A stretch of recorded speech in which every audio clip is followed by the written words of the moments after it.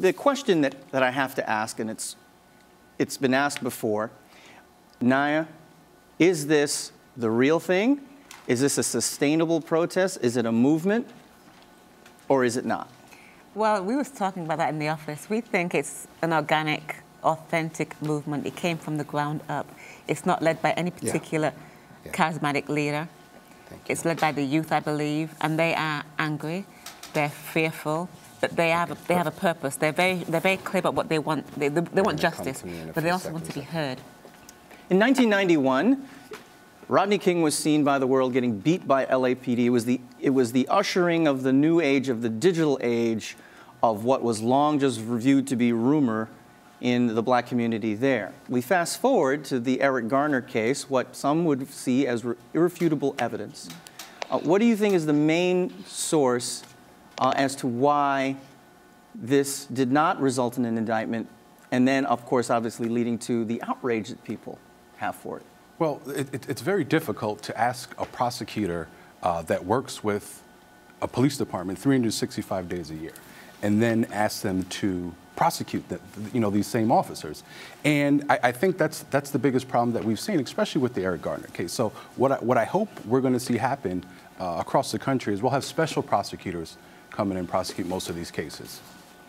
I'm going to go to St. Louis. Tef Poe, if you could tell me, please, how do the people of Ferguson, or how do people who are in Ferguson and have thus now seen these protests across the country, do they feel empowered by this?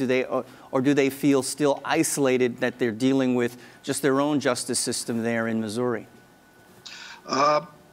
I believe that this movement is giving people a more global perspective. Tomorrow I'll be traveling to Palestine to visit with activists on the ground there and try to connect some type of solidarity between the struggle here in America in places like Ferguson and the South Bronx with our brothers and sisters overseas that go through very own struggles. I believe that this protest movement is transforming the youth into a more global perspective when it comes to politics and struggle worldwide. I'm going to stay with you with this question of the piece that took place where it came to violence and the rioting and the looting that came from it. We know that, through the years, that violence has been, and from one side or the other, a part of protests. But this definitely changed the PR image or the PR face of these protests, even just for a little bit. Do you think people have a right to make a connection between the looting of a few individuals and the protests that take place for whatever reasons, the legitimate reasons of the perception of injustice? I mean, the narrative of the looting, when we really break it down, for me, pertains back to the responsibility of our lawmakers. You see people like Jay Nixon and Bob McCullough purposely decide to release such a volatile and explosive and important decision at nighttime when they know people are emotional. And I believe that the community in some instances has been played into a weird position, like a weird science experiment where they do certain things to see how people respond. And, people are already poor and impoverished. They already have a lack of education and a lack of options, and they already feel disenfranchised. And you do something like release such an important verdict at nighttime, almost to cover up the fact that a police officer did get away with murder, and all of a sudden the narrative in the media changes to covering the looting and the burning of buildings as opposed to the fact that Darren Wilson walked free. Let's fast forward, Monique, to here in New York City.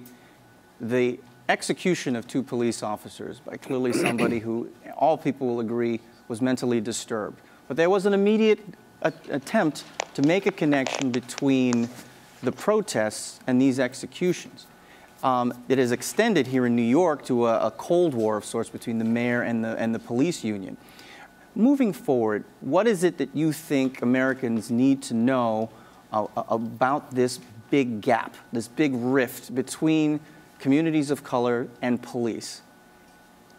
I would say that there's a huge rift of distrust and inability to really take the police seriously as people who are supposed to protect them. I believe there's there's a video going around that really contrasts the narrative of how a white father can turn to his son and say, if you ever get in trouble, you can turn to the police because they're there to protect you. Whereas there's black fathers turning to their sons, telling them, be careful if police approach you, you know, if you are approached by them, engage with them in a certain way. Don't wear certain things. Don't say certain things. Be calm. And I think that, you know, people who haven't been as sympathetic to the Black Lives Matter movement have been quick to say, oh, well, black on black crime is a huge issue itself, and you can't really talk about the issue of police brutality without tackling that.